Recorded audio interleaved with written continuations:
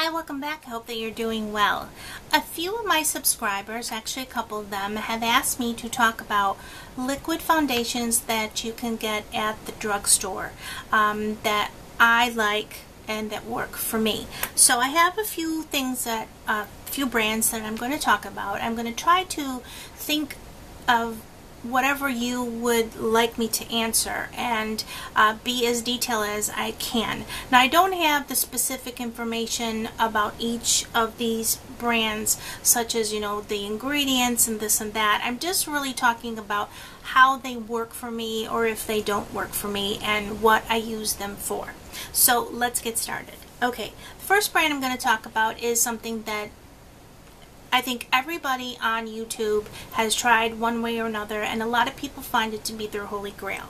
Now, I do not have a holy grail foundation yet. I've been searching for many years. I guess I'm just very particular, and I also have very sensitive skin, so that plays a big part. And actually, before I talk about the foundation, let me talk about my skin tone and my needs so that you understand. Okay, first of all, I have very sensitive skin. I have systemic lupus, and one of the things that the lupus does is it attacks my skin and gives me a butterfly malar rash that goes like this across the bridge of my nose, on my cheeks, on my forehead, and on my chin. It also gives me rosacea, and it also prevents me from using products that are heavily fragranced and that have a lot of things. I don't know the specific ingredients, but there are some foundations that I can use and some that I just cannot. Okay, now next thing is that I do not like to feel my foundation on my skin.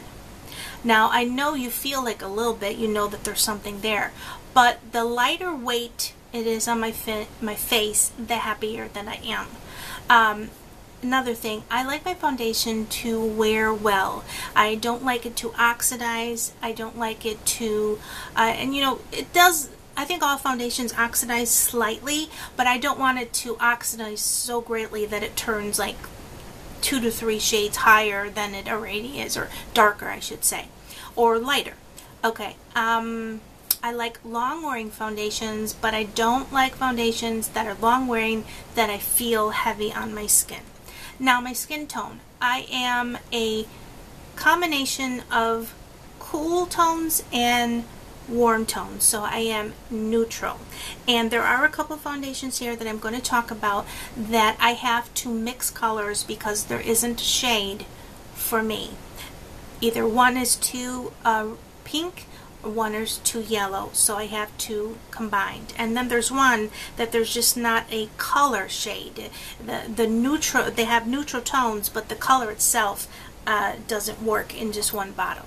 Okay, if in reference to foundation colors, in MAC, when I use my Studio Tech, which is the cream to powder, I am an NC27. So I believe that is a combination of the NC25 and the NW27. So I'm right in between. Okay, let's get started. Now, the first thing I'm going to talk about is the Revlon Colorstay, and that is a holy grail for a lot of people. It's a very nice one on me. I like it a lot. It's not holy grail, but it's good. Okay, now I have combination skin besides sensitive issues too, where I have normal to slightly oily in the summer and the normal to slightly dry in the winter.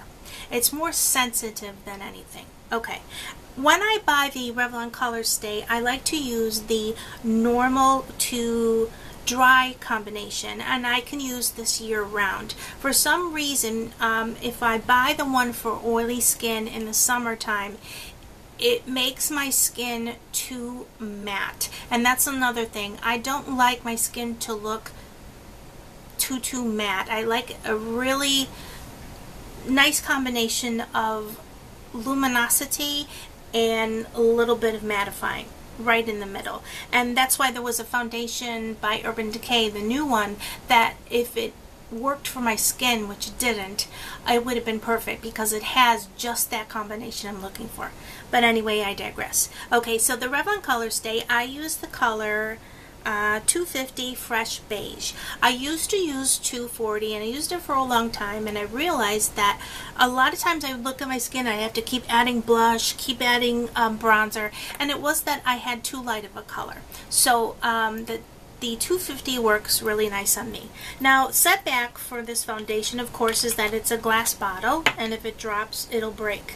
Another setback is that it's like this, doesn't have a pump, so it can be very messy.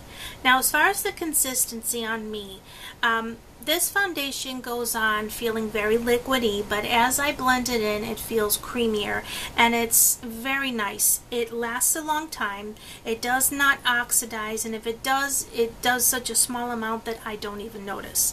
As the hours go by when I'm using this foundation just kind of blends into my skin, and I don't feel it being heavier.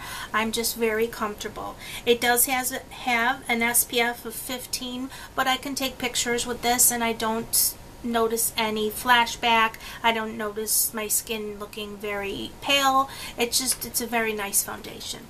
Okay, the next one is by a brand that's not talked about a lot on YouTube, and I believe that it should, because it's a great company, especially if you have sensitive skin. And that is the Almay TLC, and that stands for Truly Lasting Color. My color in this is the 220 Neutral, and this one has an SPF of 15, and it says it's a 16-hour makeup. This is another one of my favorites as far as drugstore. This goes on feeling very light. It's creamy and it has a pump, which that's just awesome. I wish it had a plastic bottle, but it didn't. It has a pump. Wonderful. Now, when you first pour it out, that's what it looks like. It's pretty creamy, but it blends very nicely. It doesn't dry too fast, where I notice the Revlon Colorstay, you really have to start blending because that dries fast. The Almay gives you time to blend it. Another thing I like about the Almay TLC is that I notice it doesn't really settle into fine lines or pores, and that's a big bonus too. Okay, this one I can use for many hours, and it doesn't bother my skin. It keeps the color nicely, it doesn't oxidize, and I think that's all. I really like this one. Okay, now for my subscribers that live over in the UK and I think other parts of Europe that get Bourgeois, there's another drugstore foundation that I like a lot, and I received in a swap, and it's the Bourgeois Healthy Mix, and this is a 16-hour perfecting glowing complexion and toned skin, and it has things in it like apricot, melon, apple, and ginger. I do not think that this has SPF, so if you need it, then you need to add the SPF before in like a facial cream. The color that I use is number 53, which is also called Beige Clair Light Beige. I like this a lot. The packaging is perfection because it's plastic. If I drop it, it doesn't break. It has a pump, and the pump is so nice. Never gets clogged. It's just really nice. This comes out and it's a little thicker, sort of like the Almay, that's a little thicker. And it blends very nice. The only thing that I would say that I don't like about this foundation is that on me it dries to a little bit too much of a powdery consistency. So if you have skin like me that's sensitive and sort of changes with the weather and the seasons, do not set this with powder because it already dries to a powdery consistency unless you're very oily. And then you can always just put a very light layer of powder to set it, or just do it like in the T-zone or the areas that you get oily or that don't last as long. But this is a very nice foundation. I'm really pleased with it. I've used it many times. It feels very comfortable on the skin, and it doesn't oxidize on me, and it's nice. I like it.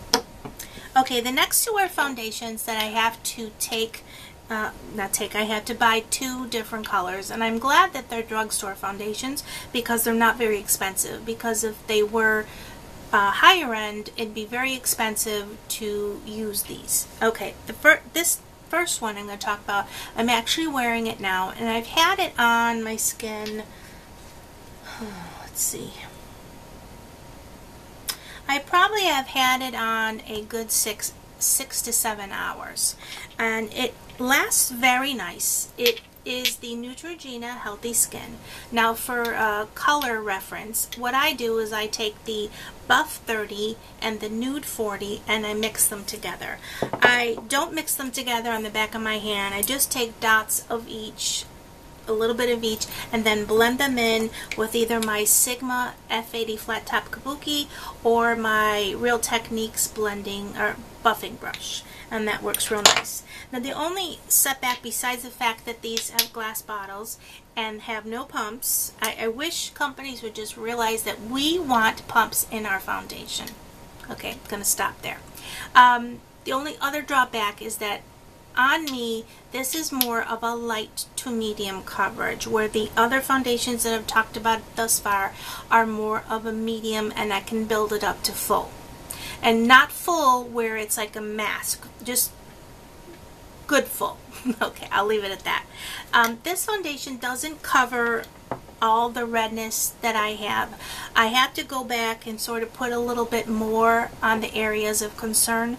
And you could say, well, you can go back and use concealer, but I have such large areas of redness that if I used concealer, I know me, I would feel very uncomfortable and feel just claustrophobic.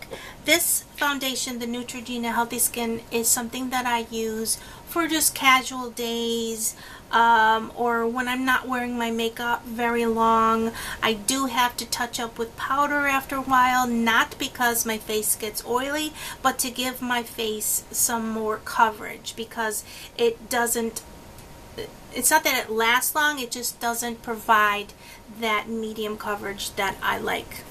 Okay, so that is that. Now the last one I'm going to talk about are the L'Oreal True Match, and I use the N3 and N4.